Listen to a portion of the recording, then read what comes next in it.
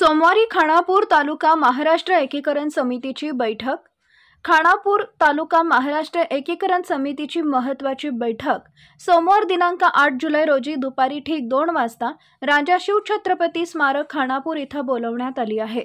यावेळी सार्वजनिक आस्थापनांचे मराठीत नामकरण करून तसेच फलक लावावेत या संदर्भात यापूर्वी परिवहन महामंडळ खानापूर, बेळगाव, हुबळी कार्यालयांना या संबंधित निवेदन दिलं आहे।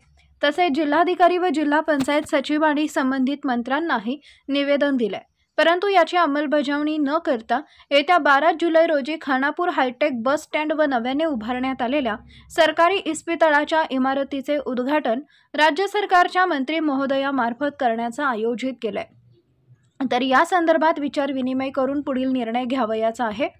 तरी महाराष्ट्र एकीकरण समितीच्या सर्व पदाधिकारी, कार्यकारिणी सदस्य, आजी लोकप्रतिनिधींनी वेळेत उपस्थित राहावे असे आवाहन खानापूर तालुका महाराष्ट्र एकीकरण समितीचे अध्यक्ष श्री गोपाळराव देसाई व सरचिटणीस श्री आबासाहेब दळवी यांनी केले आहे।